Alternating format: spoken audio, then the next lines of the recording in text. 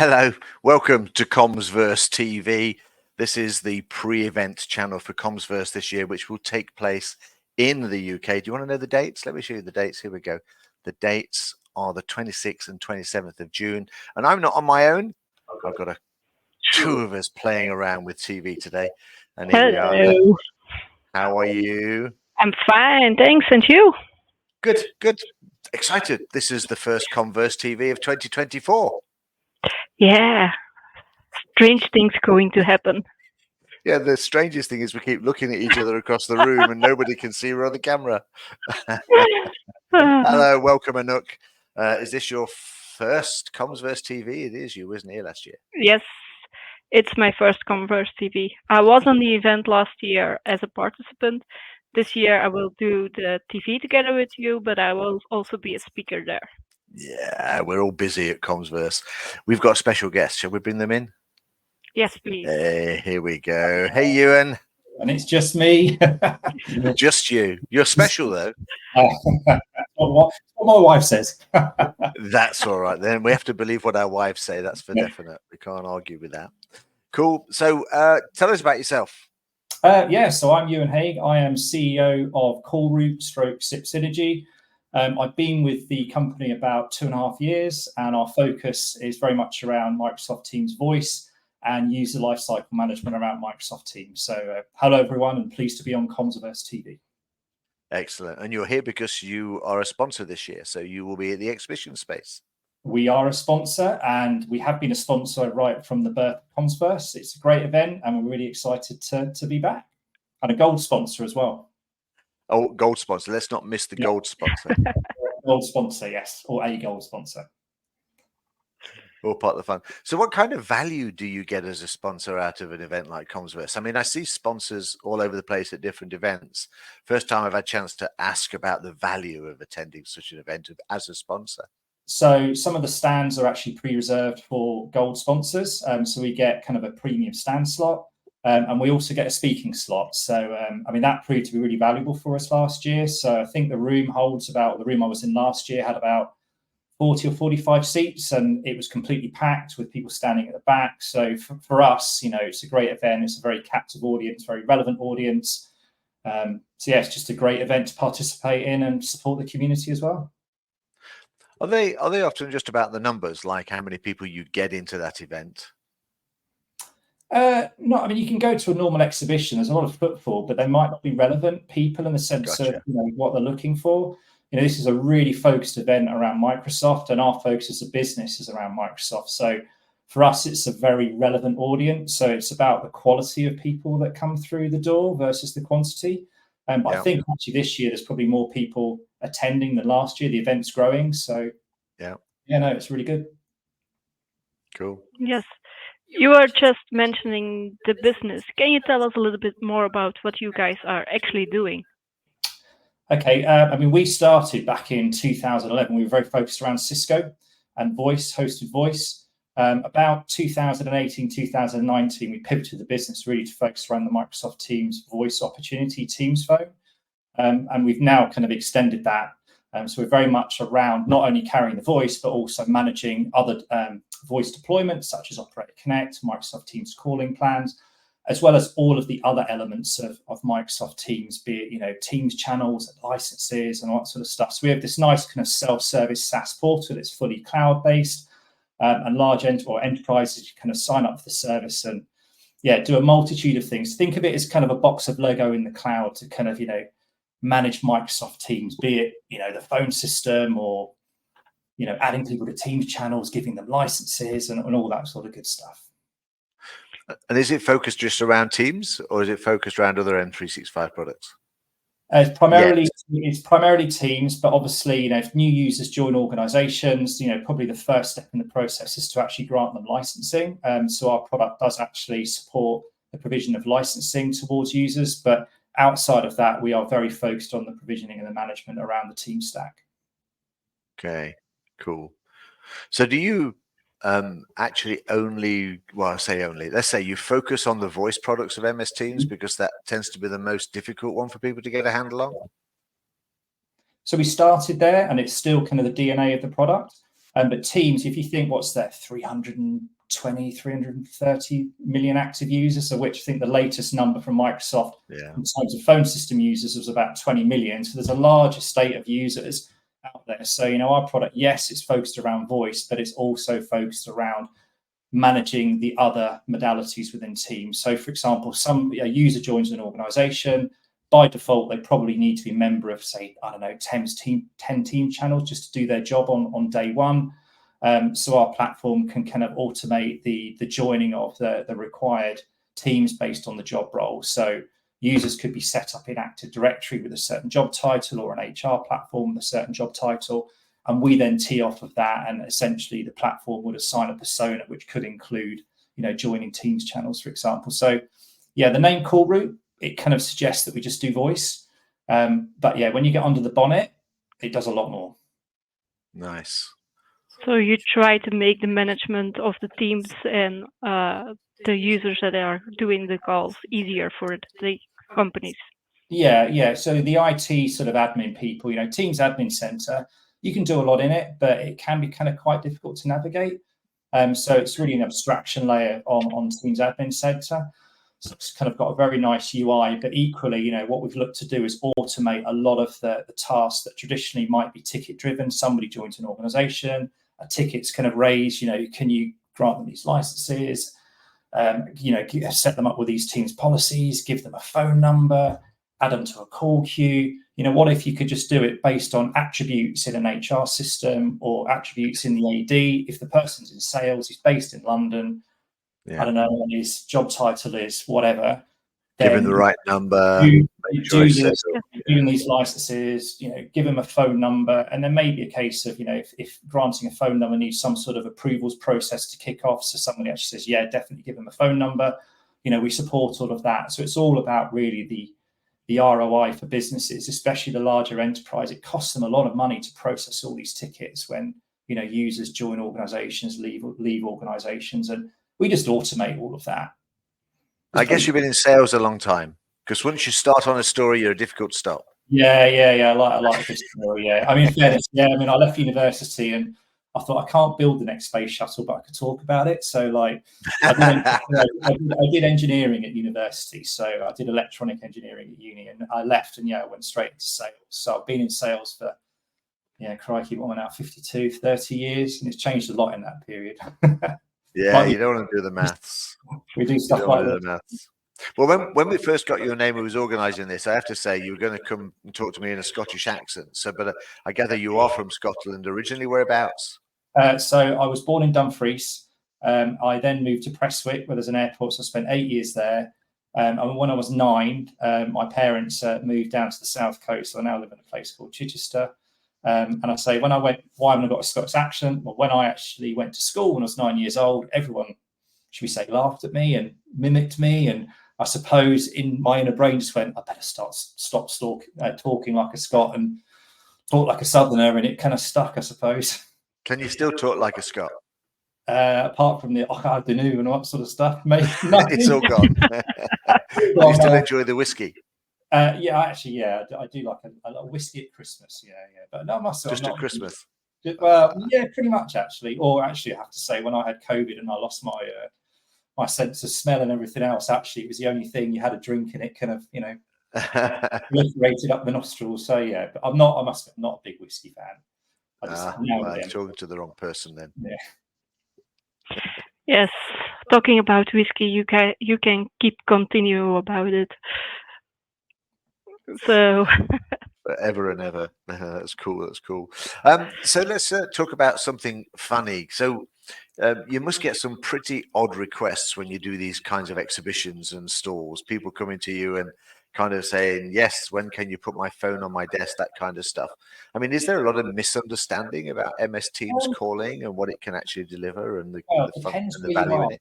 Depends where you are, but we've done various exhibitions. So if you take a more generic exhibition, you get a lot of footfall and people just stop by the stand and look and think, what do you do? Oh, we do this. And it's like, I don't even know what Microsoft Teams Phone is, but something like Commsvers, you're not really going there unless you have a base level of understanding as to, what Microsoft Teams is all about, what Teams Phone is all about. Bearing in mind the attendees have to pay, it's like a 50 or a 70 pounds Yeah. ticket as a conference attendee. They're pretty educated, the audience.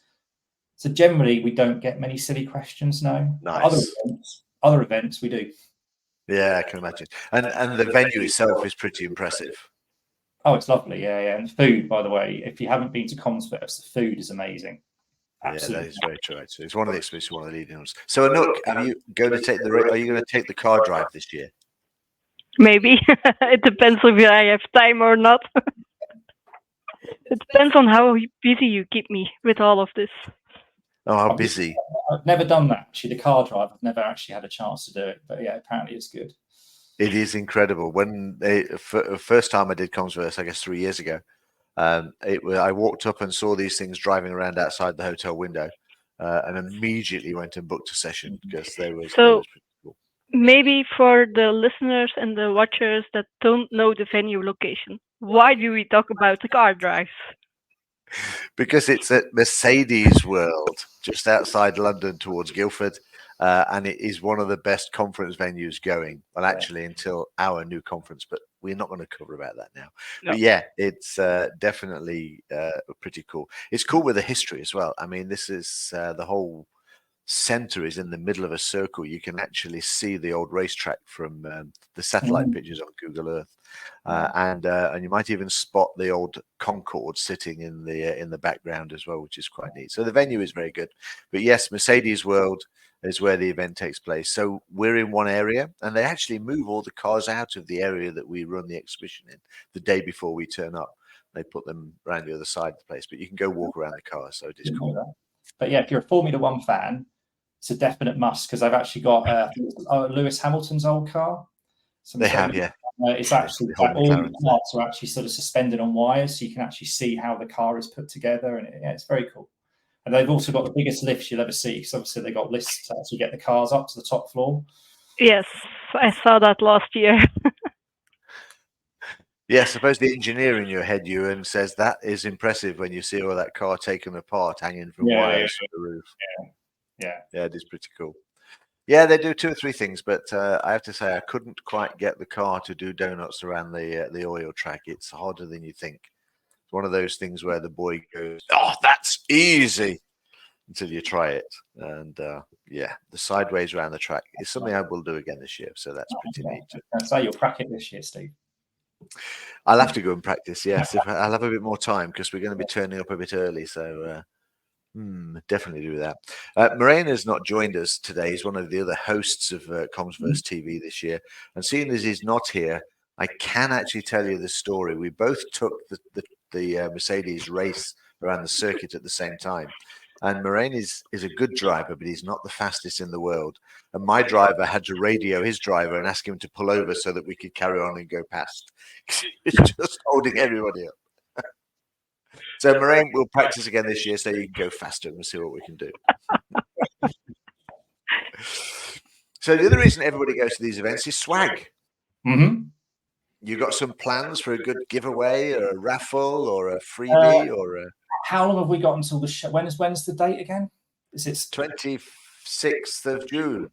26th. So we got a little bit of time. I mean, I'm sure we'll have more than this. I do have a little kind of key ring here. So this chap is, hang on, get it in the middle of the screen. This chap here is called Auto, which is the name of our provisioning product within Callroute. So we've got some little key rings, and we've got absolutely loads of them. So if you want a key ring, come and see us. But I'm sure our marketing girls, we have a couple of young marketing girls that love all this sort of stuff. So I'm sure there'll be other things, but maybe we'll keep that under wraps, mainly because I don't know what else we got. But okay, so what should, come on then, what would be your ultimate swag that you would go to the stand and collect?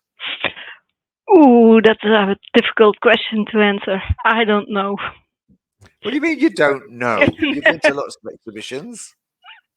Yeah, I've been, but I'm not sure what swag I would take home with me. I think people what I'm more interested about is seeing a live demo of the product. What, sorry? A live demo of the product. A live demo, yeah. Well, that's actually speaking of live demos. I mean, I'm not a PowerPoint warrior. I do like a good live demo. So we mentioned having a speaking slot. So pretty much, I think I get about 20 or 25 minutes. So maybe I'll have 1 or 2 PowerPoint slides, but then we'll just launch straight into a live demo. And run the gauntlet associated with live demos, but they generally work very well because they just, it kind of captures people's interest, I think. So everything I mentioned before about the automation of, user lifecycle management around Teams users will kind of show all that live against a real Teams tenant. And yeah, it's pretty cool. So come and have a watch. I can't remember when it is, by the way. I didn't actually write down my session time, but it'll be on the agenda in the app. On the agenda, yeah. No, that's cool. So of all the functionality that you're doing, I guess you have a roadmap. So what is the next item that you guys are looking at to bring into the product? That's a good question. One of the near-term thing is full kind of roles-based. We have some large enterprise customers, and they wanted the ability to only manage if they've got somebody in Brazil. They just wanted the admin in Brazil to only be able to manage the users within that region. So that's coming very near term. So I think we'll just do it based on what security groups users are in. So enhanced roles-based access. We're doing a lot on the reporting side of things. The value, the insights that we can give into, the people who are using the tool. Say a lot of our customers are larger enterprises. So, it could just be as simple as you've got phone number ranges from all over the world. How are you doing in the sense of the consumption of that? Are you running out of numbers? What's the trend, associated with the consumption of them and all that sort of stuff. So there's a lot of work going on at the moment.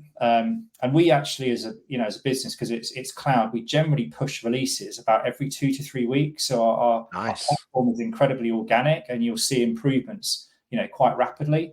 As I say, at the moment, the focus is a lot on the reporting. And what's the biggest thing that people get the value from when they've put it in, and about 3 weeks later, you phone up to follow up and see how they're going, and they say, we've absolutely saved X and Y and Z. So what is it that they see the real value?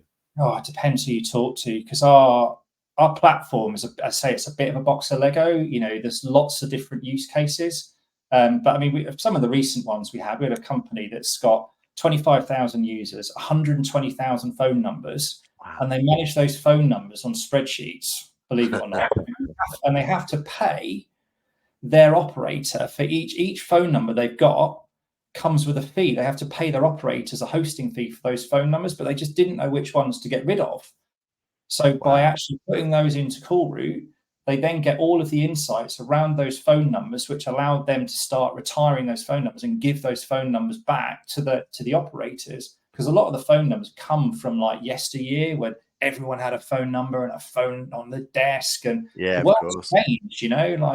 Not everyone now needs a phone, but they've still got all these number ranges from way back when, and they still pay for them. So I suppose as a very recent example, as an ROI, whatever, let's say it's 50 pence or 30 pence, or I'm speaking in UK pounds here, but maybe that, if that's what they're paying for those phone numbers, times 120,000, that's a lot of money. It's the numbers.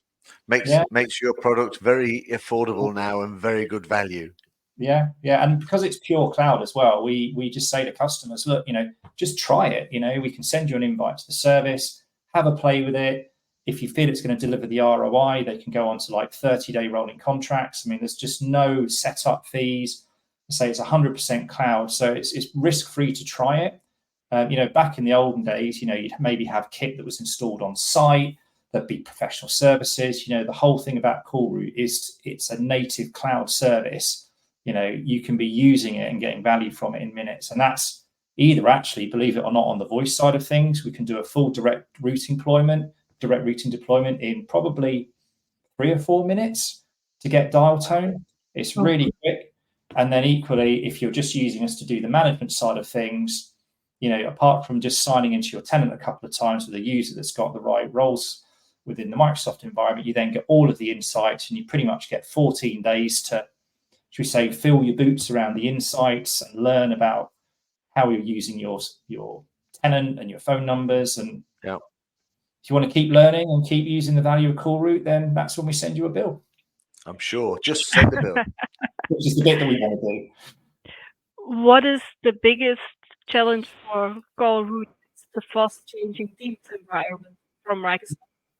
Yeah, do you remember when you go to the fairground and there was this game called Whack-A-Mole? Do you remember, like, you know, there's like a ball. Anouk doesn't do anything like that. That's way too much fun. Basically, you have this like sort of spoon or a tennis bat thing, and you have this kind of, I don't know, table. And Hit it's the got mole. a mole, and the mole keeps popping up. Yeah. Every time the mole pops up, you got to whack it. I think with Microsoft, it's a bit similar that, you know, we integrate with Microsoft and then they update the PowerShell modules, or they do something which inherently changes the way that they work. And obviously we're the interface to the customer. And if something changes within the Microsoft environment, it then potentially changes how we operate as a service. So I think that's the hardest thing, is just keeping pace with all the changes with Microsoft. But not impossible. No, it's not impossible, but it's not trivial. No, I can well trivial. imagine. I also guess you've got quite a big width. I've got this video set up in telephone mode, so I got to do it. You've got this big width. Actually, if you could just put your hand up, you, and we could do it between us. There we go. There we go. Got this big width. All right. Where somebody just needs one phone and they take 2 calls a week, or they may only take 2 calls a month. But you also have people with call groups and call routing and all that kind of stuff. A lot of these features and functionality is now becoming native in MS Teams. But are you adding call center functionality with your product, or is it you can just report on the products and the tools that are in there? We're not the PBX per se. That's Microsoft. And if you wanted like a full-blown contact center, then you would. I think there's now 22 companies that are certified. Yeah, there are. Yeah. You know, so there's all the various applications that surround, you know, Teams. What we do is, you know, we're essentially the glue in the middle if you want to connect the PS Teams, Microsoft Teams, but we're not the PBX. But we can provide you all of the insights, all of the manageability, all of the automation around managing and onboarding those users. Then, you know, if you want a call queue or an auto attendant, obviously you can go and build that in Teams, but we just make it easy to, you know, add the users to the various call queues and such like. So native functionality around this you deal with without a problem, but you obviously don't do the sort of added value that a call center application would do. Yeah. So you basically enable people to get the best out of their standard licenses. Correct. Yeah. And say, you know, we're very plugged into the community. So some of our customers will come to us and say, actually, we've got this problem, and we'll be like, well, we can't help, but actually, have you considered XYZ contact center? Because bottom line is, we know that that's what they need. So, you know, we kind of introduce some of our customers to some of our ecosystem partners and such like, because you know, we're a community at the end of the day, and we all help each other. So cool. All right. Well, I think we have converted the world. They'll all come now rushing to your stand because you were the first in Commsvers TV 2024. And there you go. Do you know whereabouts you are going to be yet in the big picture? I think we're very visible. I don't know where, but I think when you walk over the bridge, we're pretty visible. So, but yeah, come and find us. It'd be great to talk to you. And yeah, so I do like a good live demo, and you know, we'll just give you a demo of what we do. Nice, and a free key ring. And a free key ring. What was he called again? This little chap here is called Auto. So that's the service, the umbrella service is called Callroute, but within Callroute, you could just use it for the automation of the user lifecycle management. So to make the kind of the functionality kind of associate with make it a bit more human. So Auto is short for kind of automation. So this little robot is Auto surnamation, I suppose. Nice. I like the fact that he's like, yeah. The marketing girls have real fun in the sense of, like, when we just recently had Easter, they had a little sort of like find all the auto characters in the picture, and so it makes, you know, technology can be a bit, you know, for the average Joe, a bit like boring, you know. To put a bit of a human thing on it is, I think it helps and it works. All right. Well, to finish us off, Anouk and I are going to say goodbye, and we're going to leave you with the last 6 words to describe Callroute. So I'll let you think about those for a second or two. So, Anouk, have you had fun? Yes. For the very first Commsvers TV for me, so it was very fun, much fun doing, and I will definitely visit Callroute on the event. Cool. Yeah, no, it's good. We'll be here with more Commsvers TV over the coming weeks, all the way leading up to the show on June the 26th. So there we go. Your elevator pitch to see us out, Ewan, is 6 words. 6 words. So cloud, SaaS, user management, free trial. There you go. 6 words. nice. All right. Thanks for joining us. Hope you've had fun. We'll catch you all later. Right.